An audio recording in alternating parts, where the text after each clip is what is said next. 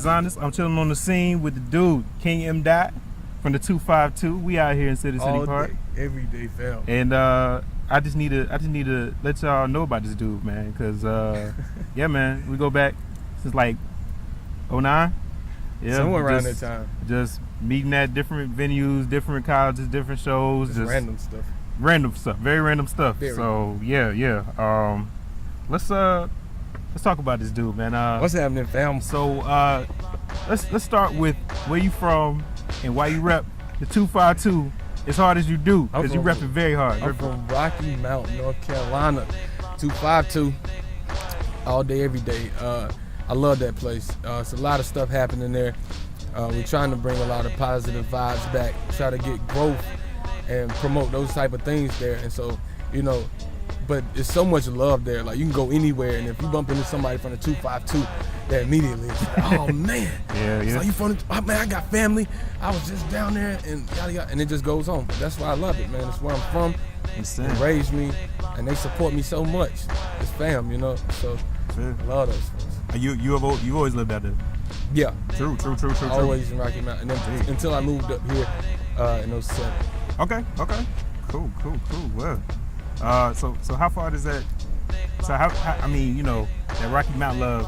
How does that translate in Greensboro? Like, I mean, do you feel that same? Oh man. Thing from Greensboro? Is like Greensboro like?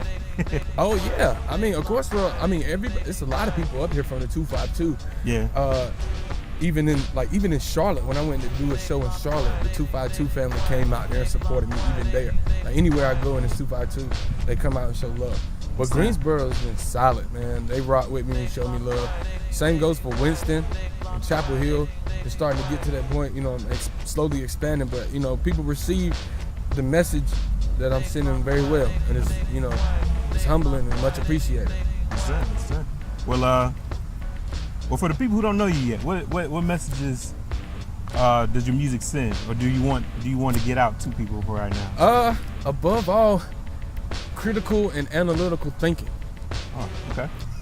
On all types of levels, whether it be physical, whether it be spiritual, metaphysical, it just involves thinking. I want to provoke thought. Thought provokes change. Change evolves. It's that whole process of growth and purpose, and that's the substance that I put in my music.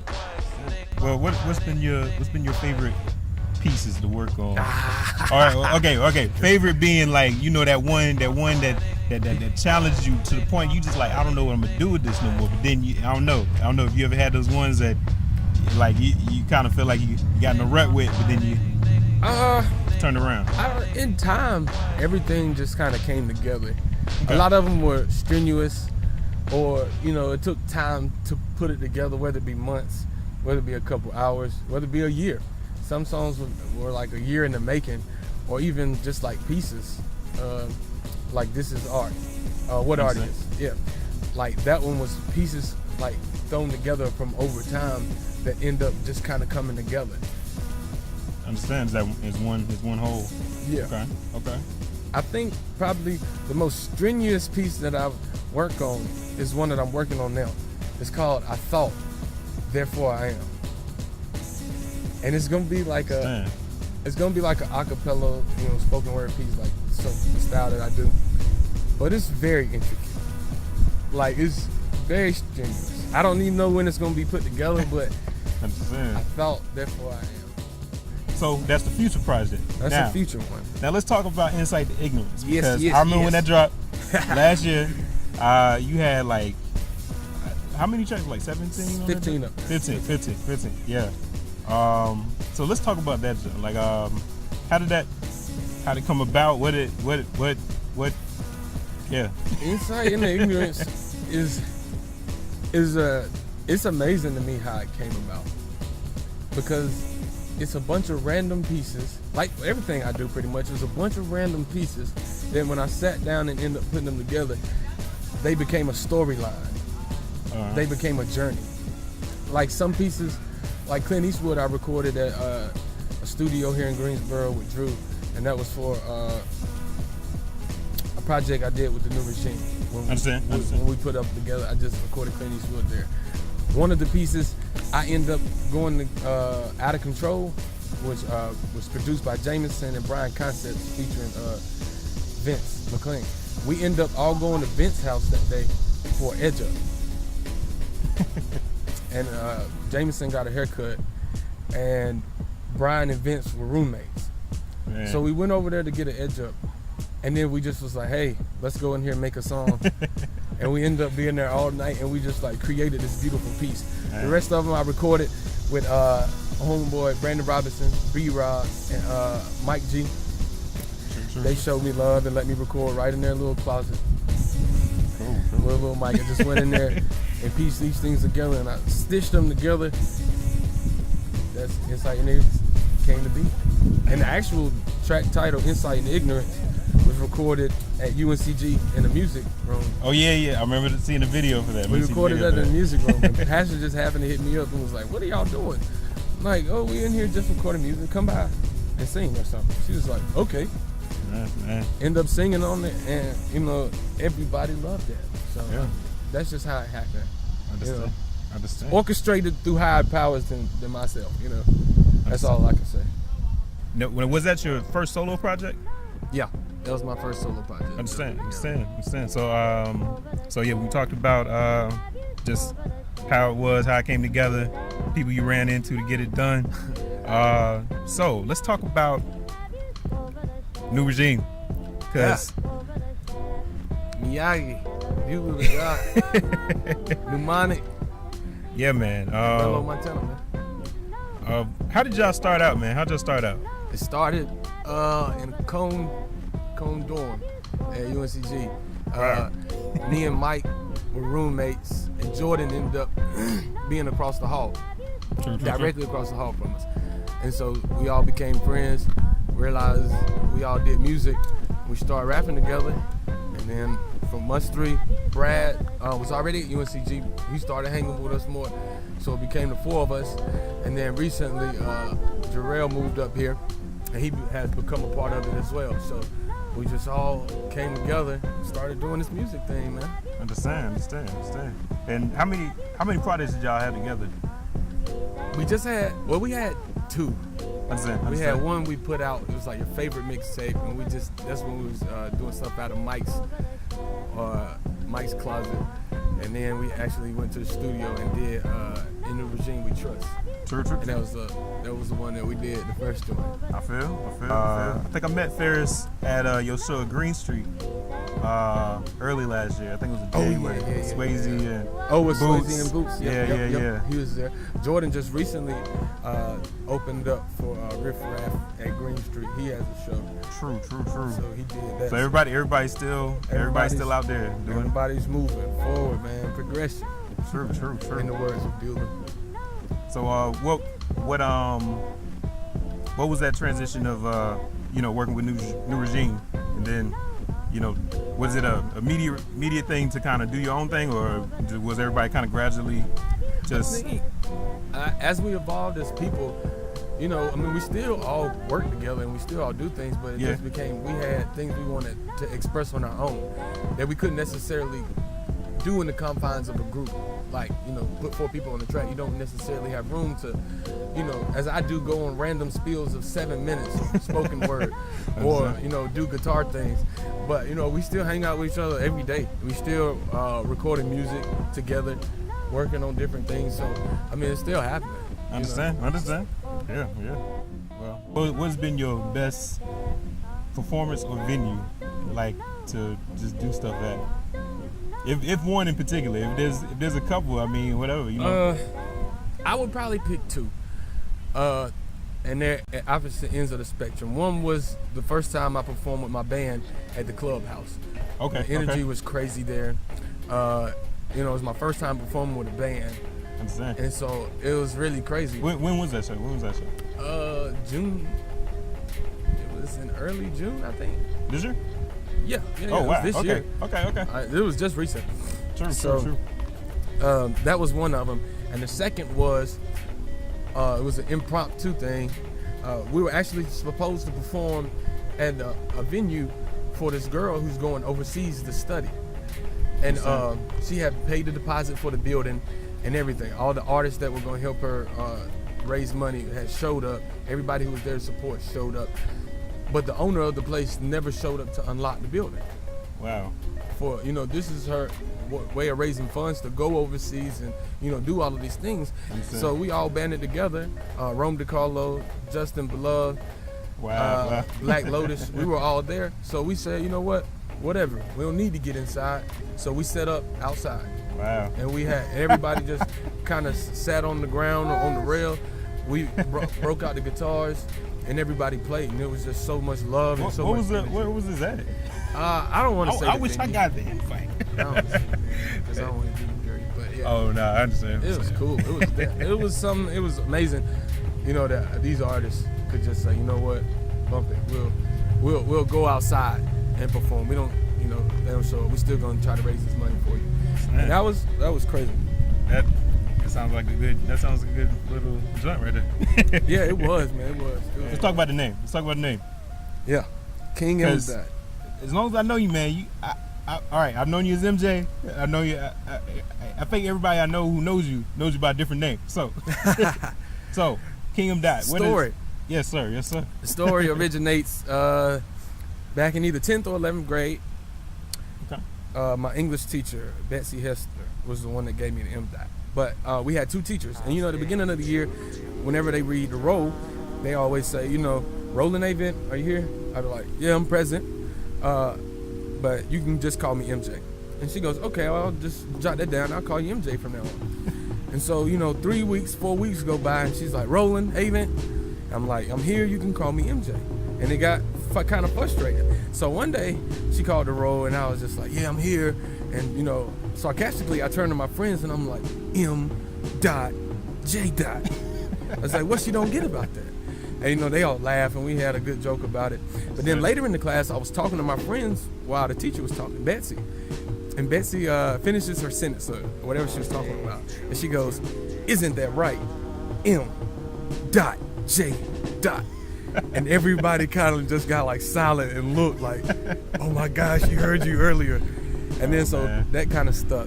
And that's how the M. Dot came about. The King was a group of my older brothers who just, carried themselves as royalty back home. People loved them. They were well known wherever they went. And they were just like, they were the cool guys, like that everybody looked up to. And we always wanted to be like them. We was like, man, we want to be as cool as y'all. And we just kept calling them the Kings. And that name kind of stuck to them. And as we grew to be like friends and brothers, as they were about to graduate, they said, you know what, y'all guys, y'all group of friends is gonna be the Kings now when we leave. It's like, no way, we could never be Kings, man. And then sure enough, they passed the name down to us, and it stuck. And then out of that, some way fashion evolved. That's for one time for my brother T-Sly Boogie, man. I love you, boy.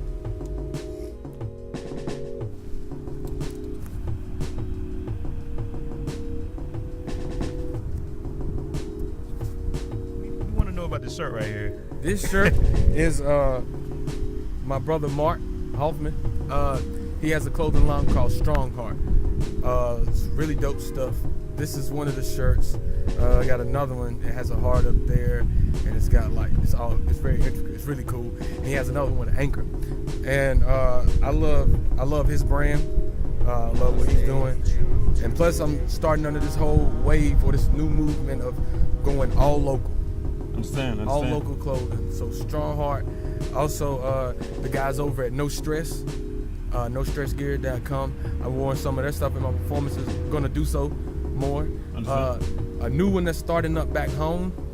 It's called Chill Fam, and that's 252 originated. CHILL Fam. Okay. That's out of Rocky Mount. I'm trying to rock with those guys down there and support their movement. And of course, Criminal Minded, man. My brother Dame, his stuff. He's got more stuff coming out soon. Had to put it on a little intermission or a little break, what have you, but he's working on some big things to come back with some big moves. Also, I'm working on my shirts. I have the official King M. King Smiley tees soon. True. I have them in forest green and navy blue. Okay. Of course, I had the Love, Peace, and Beer shirts Understand. a while back. Right. They were all gone, but these King M. Dot shirts, I will have them soon. He said the Smiley shirt. Yeah, it's got my. I gotta show you. Okay. And also, I will have stickers as well soon. Official tissue, King M. Dot, All right. King M. Dot Smiley. You know how it goes. Get yours. This is the Strong Heart sticker up here, by the way. Okay. Then do I have my Criminal Minded one up here? I think that's on my other one, but I got my Criminal Minded sticker on. Understand. It's all local support. It's all love. I mean, what do I need to wear big brands for? They good to go. Yeah. So some people, all they need is that kind of exposure in different venues, and that's what I'm doing from now on. You know. Understand. So if you've got a local clothing line that you want to share, The King will rock it. yeah, just hit me up. You know. Oh, also Escape Committee. Are you coming out with any other music projects or anything? I've been working on some different stuff music-wise, like in the studio, but I pushed that back to do more of the shows and more live performances, Understand. which I'm looking to have. September the 7th, I perform at Green Street, and I'm looking to record the audio from that show and put out a Live at Green Street CD. So you'll hear me and my band perform, which we don't have a name yet. We just kind of go by the jolly group of music makers, the Rolling Stones, ROWLAND, Rolling Stones. We're just to be named later, but the Live at Green Street, I'm looking to have that out pretty soon after. So. Understand. How many musicians you have in the? It's me. I play the guitar. There's CC. One time for CC, my drummer. Kelsey Ledbetter, who's the singer for Dalton Village. She's the lead singer for Dalton Village. She sings with me. And then I have the amazing Jameson Bethea on bass. Wow. So we rock. We rock, man. We rock. Yeah, man. Well, shoot, man. It's I'm gonna be excited to see you on the 7th, man. Yes, sir. It's gonna be great, man. So yeah, I'm glad you came to show Music and Culture. Music Uncultured, man. I dig it. Such a beautiful day. I always want to talk about music, so it's always good, man. Well, you heard it from the man. So yeah, I'm dezhonest. We signing out, and until next time. 252, fam. I believe that. Do we see the team?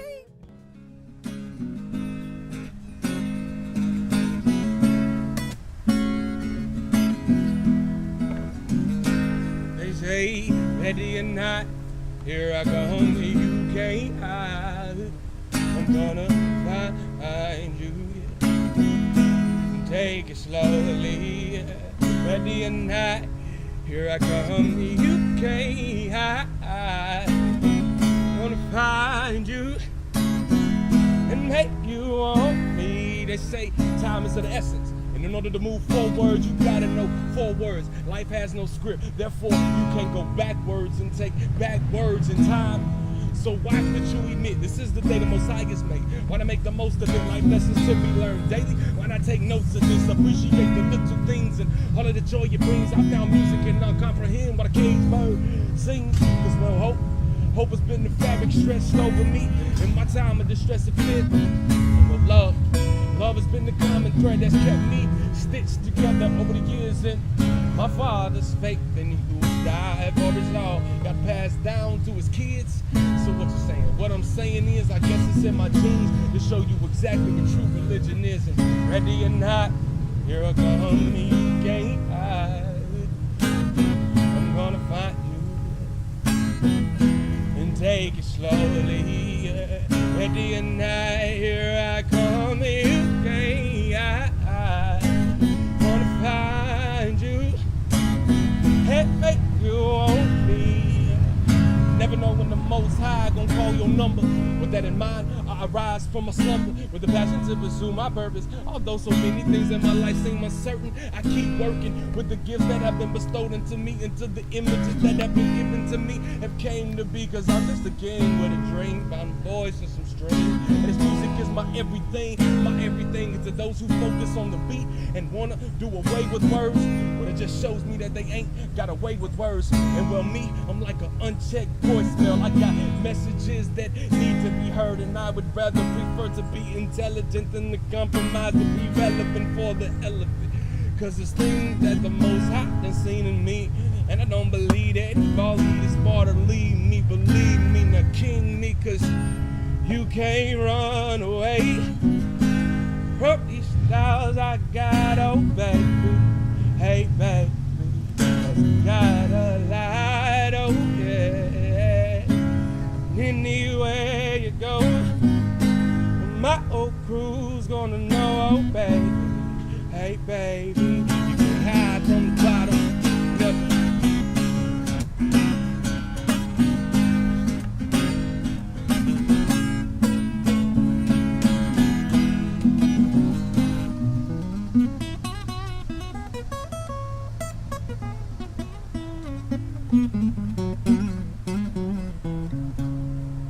Ready or not, king of the dot, I'm coming.